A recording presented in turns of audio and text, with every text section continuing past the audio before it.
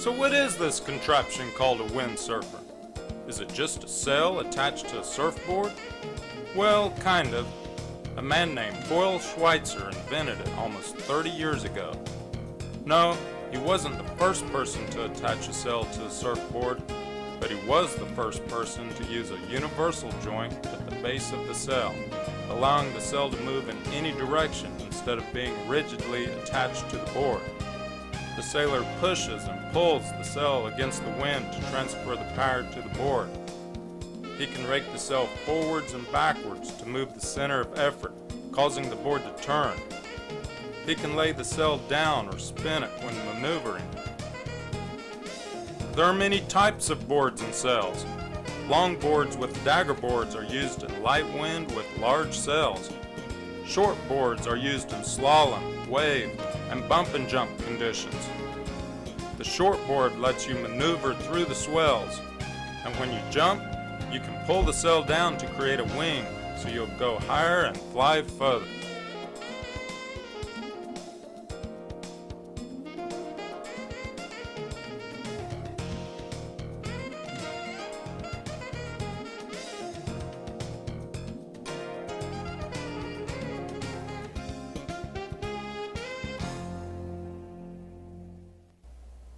Do you have to be young to windsurf? Of course not.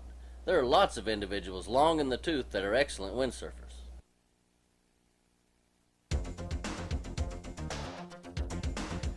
Do you need upper body strength to windsurf? Of course not. Windsurfing is a finesse sport. It's all balance and being one with your board, sail, water, and wind. You wear a harness around your waist that hooks to the rope hanging on the boom, and your feet are strapped to the board. The wind does all the work. Just sit back and enjoy the ride.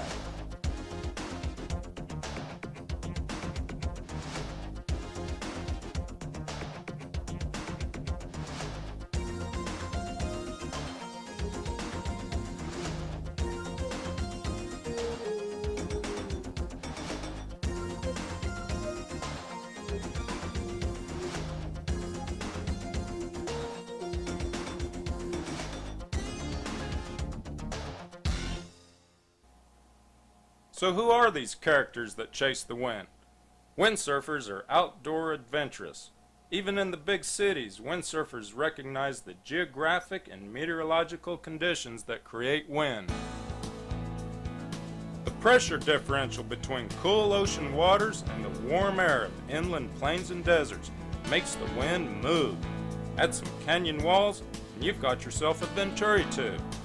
San Francisco has a perfect Venturi tube right under the Golden Gate Bridge. Hood River, Oregon is just 50 miles east of Portland and is the heart of the Columbia River Gorge. Mount Adams and Mount Hood host every outdoor activity possible: hiking, climbing, mountain biking, whitewater rafting, and exploring. There are over 1,500 waterfalls in the area, mostly only accessible by hiking trails. Explore the ice caves created from ancient lava tubes.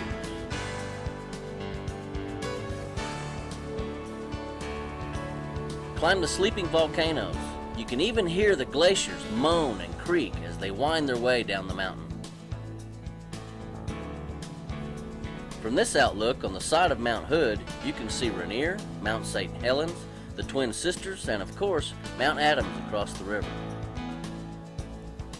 But always keep your eye on the river and your ear to your wind pager. The wind is what brings the crowds here. The hot desert air to the east sucks the cool, moist air from the forest against the current of the mile-wide Columbia River. The result, the biggest and best swells of any freshwater windsurfing destination. Because it's cold in the Pacific Northwest during the winter, we head towards the equator to the tropics. The gang just returned from Margarita, a 40-square-mile island just north of Caracas, Venezuela. The small fishing village of El Yaque is on the arid side of the island. It has one street, about 30 houses, and 10 hotels for the hundreds of windsurfers who flock to the warm sand and strong trade winds.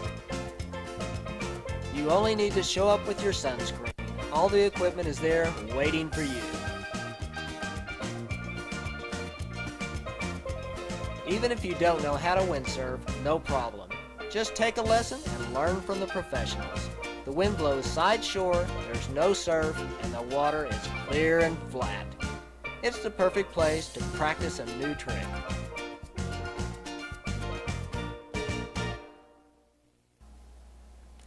But who likes crowds and civilization? Let's load our equipment on the plane, fly to Central America, and rent a four-wheel drive. Lake Arenal is 3 hours north of San Jose, Costa Rica. It's not very far, but the roads are really bad.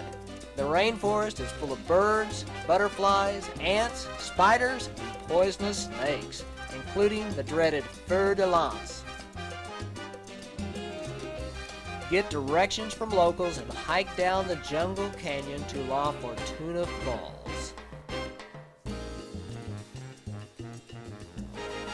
And when you reach the bottom, jump in for a refreshing dip.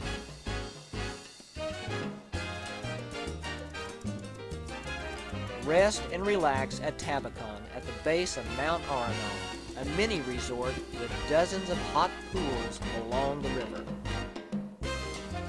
You'll need the rest because the wind blows like crazy on Arenal Reservoir, a man-made lake used to generate electricity. Did I mention the hot river?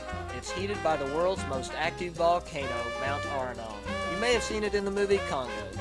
There's a fence and some sign about peligro, but there's no one to stop you from climbing to the top, only your own common sense. Steam rises from the trail along the lava flow and house-sized boulders roll down the face of the mountain. Other than cloud cover, you can see and hear the volcano erupting day and night during your windsurfing vacation. But of all the exotic places we've been, nothing compares to Oklahoma City. We have a lake in the middle of town, parking near the water, grassy rigging areas, no crowds, no water skiers, and no jet skis. And we have wind 10 months out of the year. There are easily over 100 sellable days a year. We sell in excellent slalom and bump and jump conditions. Windsurfers traveling through who stop here are jealous of the convenience, mild winters, and windy conditions that let us sail after work any day the wind is blowing. So sit back and enjoy a little bit of Okie windsurfing.